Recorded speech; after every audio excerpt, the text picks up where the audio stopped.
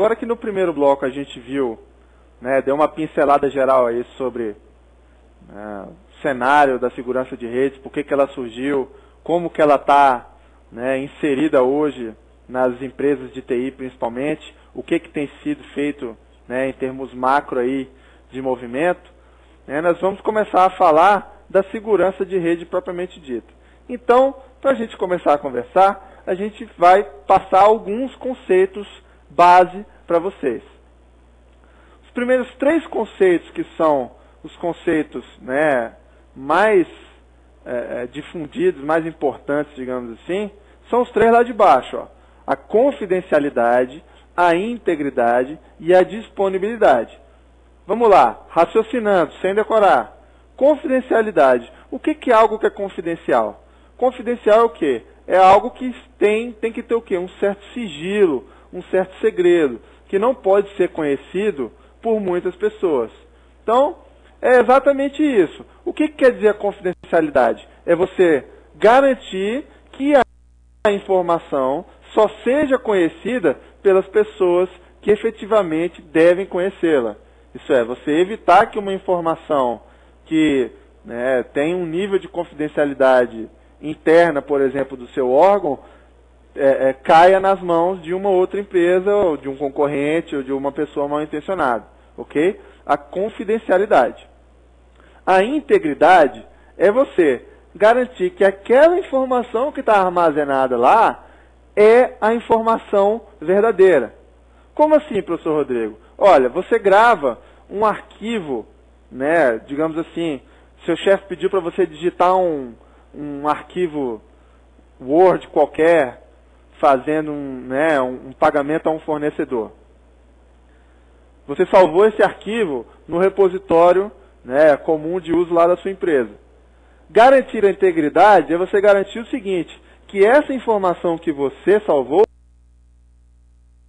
não seja alterada, né, por alguém. Ou, se ela for alterada, que ela seja alterada por alguém que tenha acesso para alterar essa informação.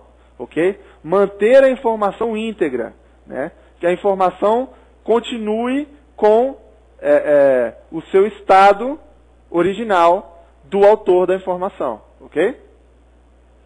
E disponibilidade, isso é, você garantir que a informação esteja disponível quando assim for necessário.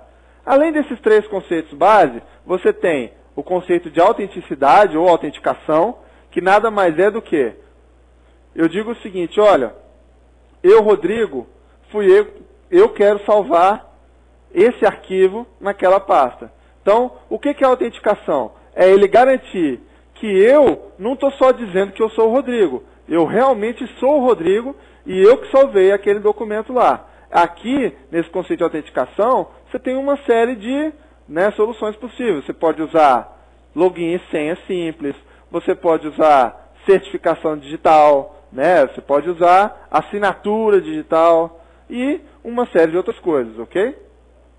O controle de acesso, que é um pouquinho diferente, né, o controle de acesso é o seguinte, garantir a uma determinada pessoa que ela tenha o acesso necessário para desenvolver o trabalho dela. Não acesso acima e nem um acesso abaixo que inviabilize o trabalho dela. Então, o que é? É conceder as permissões corretas para as pessoas, para que elas possam desenvolver o trabalho sem comprometer a segurança da informação. O último conceito base é o não repúdio, que é o seguinte, você vai impedir que seja negada a autoria ou ocorrência de um envio ou recepção de informação. Isso é, se você tem um envio de uma informação ou uma recepção da informação, a autoria tem que ser conhecida. Okay? É basicamente isso o princípio do não repúdio. Continuando. 4 conceitos básicos aí sobre segurança de rede. Primeiro deles, vulnerabilidade. O que é a vulnerabilidade, pessoal? Lembrem sempre, eu sempre bato na tecla com vocês. Não decorem, raciocinem. Pensa só, o que é a vulnerabilidade? O que é algo que está vulnerável? É algo que está suscetível a algum evento. No caso da vulnerabilidade de rede, é o quê? É um ponto fraco que pode ser explorado por uma pessoa mal intencionada. É uma brecha que pode ser explorada, uma vulnerabilidade. Ok? Essa vulnerabilidade, a gente vai conversar mais sobre ela já no próximo slide. Ameaça. O que é ameaça? Ameaça é uma coisa, qualquer coisa, que afete o funcionamento da rede, comprometendo a sua disponibilidade ou integridade. Então, uma ameaça pode ser um hacker. Uma ameaça pode ser até um equipamento mal configurado. Enfim, uma ameaça pode ser um funcionário mal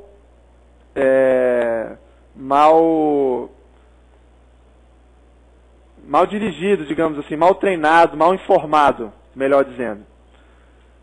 Continuando, um ataque é o modo utilizado para você explorar aquela vulnerabilidade. Isso é, você tem uma vulnerabilidade qualquer, uma falha, um ponto fraco inerente lá ao sistema, por algum motivo qualquer, e o ataque é a forma como essa vulnerabilidade vai ser explorada. Tá? Você pode ter uma vulnerabilidade, uma mesma vulnerabilidade, sendo atacada por diferentes modos, ok? E as contramedidas são, basicamente, os métodos de defesa que a sua empresa vai ter. Como que ela vai se defender desses ataques, como que ela vai identificar as suas vulnerabilidades e sanar as vulnerabilidades, como que ela faz para diminuir as quantidades de ameaças para a informação que trafega na sua rede, ok? Contramedidas você tem para todos esses conceitos. O primeiro deles aí, a vulnerabilidade, a gente vai falar de onde elas surgem. Como é que você pode, como é que aparece uma vulnerabilidade no seu sistema? Tem vários modos, pessoal? Normalmente é uma falha no projeto de hardware ou software. Como assim? Olha, uma situação que não foi prevista, Como assim? Digamos que você tenha um sistema onde você tem um campo de data lá, tá legal? Eventualmente, se o seu programador não fez um teste de data dependendo do dado que foi inserido pelo atacante, digamos assim, naquele formulário, ele pode causar um crash no sistema, ele pode inserir um dado falso que pode ser utilizado depois para ganhar acesso privilegiado, uma série de coisas. Tá? Além de situações não previstas, bugs, e qualquer outra situação que deixe, que seja uma falha no hardware ou no software. Além disso, pode ter implementação incorreta. Mas como assim? Olha, o hardware e software, o projeto de hardware ou de software, previu aquela situação, foi corretamente difundido, foi corretamente tratado, digamos assim, em termos de projeto, mas na hora de implementar, a equipe que faz a implementação pode, por exemplo, eu cito dois exemplos aí, má proteção física dos equipamentos, isso é, o equipamento está lá e está protegido, mas qualquer um tem acesso. Ou a equipe despreparada para a instalação, isso é, não faz uma configuração que pode ser feita, não instala com a arquitetura correta da rede. Então você pode ter também uma implementação incorreta como fonte de vulnerabilidade. Uma terceira origem importante é a falta de gerenciamento e monitoramento. Como assim? Olha, às vezes, muitas vezes, aliás, as empresas já têm informações suficientes para detectar aquela vulnerabilidade. Ou, como está dito aí abaixo, os dados dessa vulnerabilidade que tem alguém explorando ou que é possível explorar, já existem. mas ninguém verifica esses dados. E aí você volta para aquela pesquisa que a gente viu no primeiro bloco. Se não se investe dinheiro, né, em treinamento de segurança da informação, se menos de 5% do orçamento de TI é destinado à segurança, você não vai ter recurso nem financeiro, né? Você não vai ter um recurso de analisar isso e você não vai ter uma pessoa disponível para analisar isso, né? Isso é um problema comum de vulnerabilidade também. Continuando, falando de ameaças aí. Ainda naquela 10ª pesquisa nacional, as principais ameaças que aparecem, olha só, funcionários aí em 25% dos casos, apesar da gente ter visto que, né, pelo menos no caso das empresas americanas, isso ainda não é, né, a grande maioria. Hackers aí com 20% e vírus com 15%. E um dado preocupante, pessoal, olha só. Das principais ameaças, 21% das empresas não conseguem identificar os responsáveis. Isso é, o incidente de segurança ocorreu, né, a ameaça real aconteceu, e as empresas não conseguiram identificar quem foi que fez aquilo e por quê. E aí, pensa só como é que você fica. Situação bastante complicada, né? Continuando, falamos de vulnerabilidade de ameaças, chegou a vez dos ataques. Você tem 4 grandes tipos de ataques. Primeiro deles, interrupção. Interrupção, eu pus entre parênteses aí que ele vai atacar o quê? A disponibilidade. Basicamente, a informação não chega ao seu destino. É como se você tivesse uma ponte ligando ligando um povoado a outro, e 2 lados do rio, e de repente essa ponte quebrou, né? A informação, ou a pessoa, no caso do exemplo aqui, não vai conseguir chegar do outro lado. E você, espertinho aí, nem pensa que ele vai nadar, não. O único jeito de chegar é pela ponte. Então, realmente, ataque por interrupção. Um outro tipo de ataque, interceptação.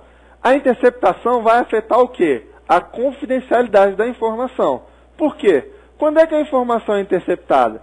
Quando ela chega ao destino correto, mas ela chega também a um destinatário não autorizado. Como assim? A gente vai aprender que um dos tipos de ataques é o sniffing, ou, né, farejar em inglês, que é o quê? A pessoa fica monitorando o tráfego da rede ali. Quando você tem um sniffer, né, coletando a informação dos pacotes que passam pela rede, a interceptação ocorre nesse caso. Por quê?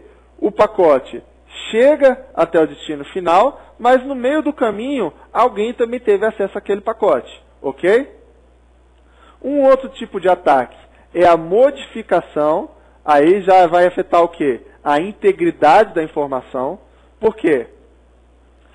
Essa informação, antes de chegar ao destino, ela vai fazer um pit stop, né, em um usuário não autorizado, que vai fazer uma modificação da informação original, vai fazer uma alteração da informação original e depois entrega ao destino. Então, o dado que está chegando ao destinatário não é o mesmo dado que saiu da origem. Então você tem um problema aí na integridade da informação, ok? O último dos tipos de ataques aí, os macro tipos de ataques, é a fabricação. O que é a fabricação? Uma origem se passa por outra máquina para enviar uma informação ao destinatário. A gente vai aprender também, isso aí no mundo real é o que a gente chama de spoof, né? Quando você faz um spoof, a gente vai aprender um pouco mais sobre spoof ainda na aula de hoje, você se passa por um outro endereço da rede enviando informação para aquela máquina. Tá? Você está fabricando um pacote, aqui você está, né, agredindo aí a autenticidade da informação, você está se fazendo passar por um outro nó da rede, ok? Esses são os 4 tipos principais de ataque. Continuando, vamos falar um pouquinho da segurança do host. Tá? Você tem duas coisas distintas, tá, pessoal? Uma coisa é você fazer a segurança, o host, né, que é o nó que está na rede, uma máquina que provê um serviço dentro da rede, ou um cliente da rede, por exemplo, e você tem a segurança da própria rede, né? Você fazer filtro de pacotes que entram na sua rede, você proteger sistemas e aplicativos que estão na sua rede, você bloquear portas que não são usadas, enfim, são duas coisas distintas. A gente vai começar falando da segurança de host. E a segurança de host tem, né, algumas peculiaridades. A primeira delas é que os sistemas, e aí, no caso de segurança de host, a gente está falando de sistema operacional, eles são naturalmente inseguros, né? Como a gente conversou no primeiro bloco, você tem vulnerabilidades que são inerentes, né, da construção ou do sistema operacional ou de um aplicativo que esteja rodando acima do sistema operacional, ok?